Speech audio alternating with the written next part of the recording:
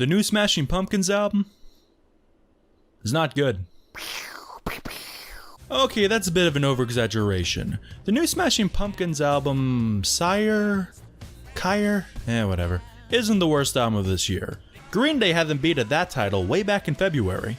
Sorry, it still sucks. But before we get into this album that is kind of a snooze fest, let me emphasize that I do not hate the Pumpkins at all. Their first 5 albums are pretty damn good for the most part, each representing a bold new direction. The grungy disdain of Gish, the polish of Siamese Dream, the grand extravagance of Melancholy Infinite Sadness, the gothic electronica of Adore, and the what the fuck of Machina. I even made a video about that album years ago that you shouldn't actually watch because it's really bad. But what I'm trying to say is I have a lot of affection for the classic years of this band with the original lineup. Now I'm aware that Billy did most of, well, everything, even back in the day, but having Jimmy, James, and Darcy there to keep Billy's ego in check was what, by and large, gave the band their edge back in the 90s. But when the band broke up and reformed in the mid-2000s, that's when things start to go a bit sideways. Zeitgeist was a heinous album, and I don't care what anyone says. To me, it just sounds like a Zwan or solo Billy Corgan record, both Jimmy Chamberlain's admittedly excellent drumming, but with terrible production. And isn't it weird to anybody else that Billy hired another Asian guy on guitar and another chick on bass? It's as if they were trying to trick people into thinking the band still had the original lineup or something. And then even Jimmy Chamberlain left the Pumpkins, and the band really turned into solely Billy Corgan, at least for a few years. All I'm saying is, your career as an alternative artist hits a low point when Tommy Lee is your drummer. But 2 years ago, to everyone's surprise, who should return to the mothership? James Iha and Jimmy Chamberlain. But this got everybody wondering, what about Darcy? Well, that's a case of he said, she said.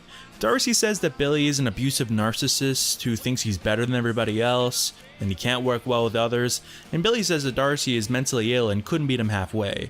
And as outsiders looking in, we'll never really know. None of us were there. From my own research, I think Billy is more than likely the one telling the truth, since Darcy's interviews paint him out to be cartoonishly evil. But I personally think there's truth in both their accounts.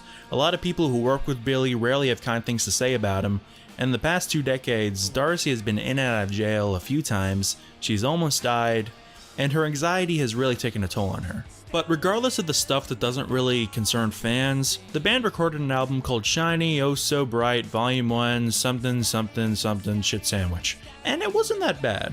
It wasn't great, it still doesn't touch the first 5 records, it's not even close. But I'll say it was without doubt the best thing I've heard from Corgan and Company since Machina. Tracks like Silvery Sometimes, Travels, and Solara were pretty damn good, but I felt as if they were holding something back. I mean, the material was made out of 2 EPs that were going to originally release separately, so it feels more like a compilation record than a proper full-length LP, especially with that title.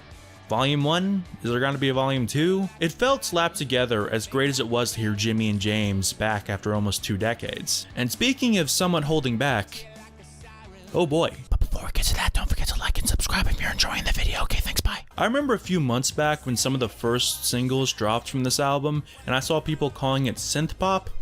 To say I was taken aback is an understatement. Now, I'm not surprised that the Pumpkins are progressing and trying new things. They've been doing this for decades.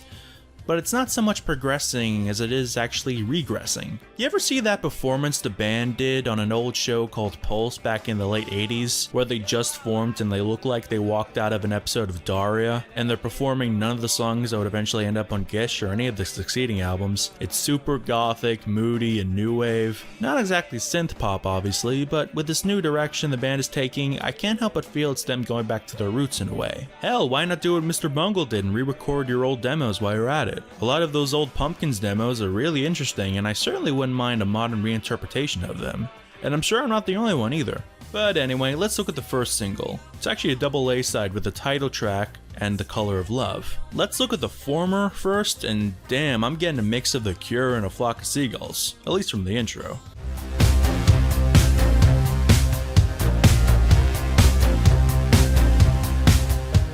This song has a weird moody rhythm to it that's almost trance-like, with really nice tight sounding drums, which Jimmy said was influenced by early prog rock bands. which is bizarre, but the sound really fits with the gothic energy and the synth's presence. If I had to compare it to anything from the band's past, I would say it reminds me a lot of the song Ava Adore, which also has a moody beat and a lot less focus on guitar. But Ava Adore obviously was influenced by electronica and not synthpop, but you can easily draw a line from those two genres. I can't say I like it as much as Ava Adore, but I do enjoy it. The other A-side is Color of Your Love, and I really like it as well. It's much more up-tempo, or at least as up-tempo as the Pumpkins can get. I really dig the layering of guitars in the background, even though the synths definitely take the spotlight here. The guitar fills out the sound very well and makes the whole song sound very lush and rich. The drums also serve the track well, but in my opinion the best thing about the song is the vocals. And I don't mean necessarily Billy, even though he does well too, but the backing vocals just take the song to a whole new level. Katie Cole and Sierra Swan do a great job adding texture to the song, and the album as well when included, finally complementing Billy's, at times, admittedly annoying nasally voice.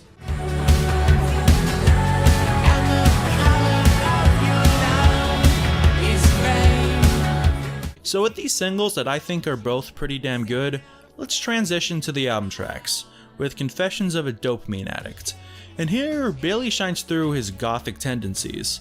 I especially get big Joy Division vibes from it, but obviously much more modern sounding. Though I'd be lying if I said I didn't miss the backing vocals, as Billy's voice is slightly harsh when unaccompanied by other vocals and instrumentals that better complement his singing. On this album, the band really tried to push themselves out of their comfort zone, with this album being produced by Billy himself instead of Rick Rubin, who produced Shiny and Oh So Bright. But given that guy's track record, I wouldn't be surprised if that album is self-produced as well, real talk. Billy said he tried to use programs like Logic, but he just felt like a Luddite in the process. But then he thought about bands like the Sisters of Mercy and Susie and the Banshees and how they made, at the time, modern music back in the 80s. So he had to, and I quote, get inside the choices they made.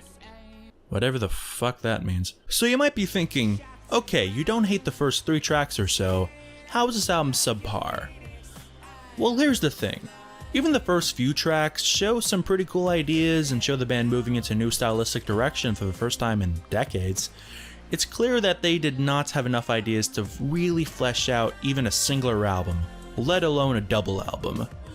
Oh yeah, did I mention this was a double album? By track 5, this record really starts to drag, and there's 20 songs on this thing.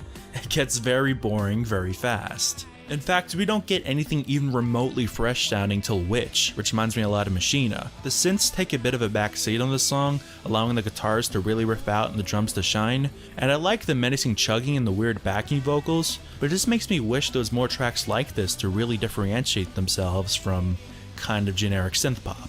Sure, some songs differ from either being more upbeat or slow and gothic, but it is enough to make most of these songs stand out from each other. And it's clear that the Smashing Pumpkins, the synth pop band, is a new beast as compared to the guitar-heavy Pumpkins we have grown to know and love. But they have very little experience as being a synth pop band, so maybe they could have just tested the waters a bit with like a single EP or even a singular record before diving off the deep end with a 70-minute opus. Now, I'm not saying they shouldn't experiment or anything, but I think they bit off a bit more than they could chew here. I mean, it's only been 2 years since their last album, and they've already made a double album?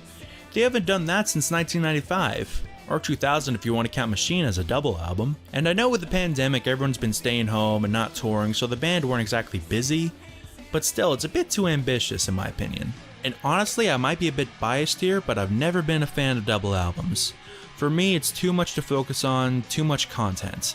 It's like watching a 5-hour movie. I'm not really into that. But even if I was, I still doubt I would like this thing in its entirety. Most great double albums incorporate a sense of grandiosity, like you're going on an adventure.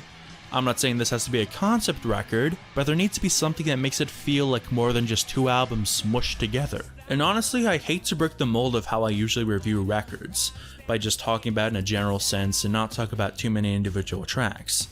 But 1, this is a double album, so that'll take a lot of time, and 2, most of these songs don't really give me much to work with. Any criticism I make of one song, I can easily apply to another. The variation in tracks is very minimal here. So overall, Sire, while I applaud the band for getting themselves outside their comfort zone in such an extreme way, especially when you don't see anyone do that anymore, especially a band as iconic as the Smashing Pumpkins, but I just wish the final product was something I could enjoy more and listen to, instead of just admire from afar. But that's just my opinion. What do you guys think of the new Smashing Pumpkins record? Tell me below in the comments. You can also click here for a retrospective I did of Faith No More, and remember to like, subscribe, and click the bell to remain notified and to support the channel. Anyway, take it easy, party people. Oh, it's pronounced seer.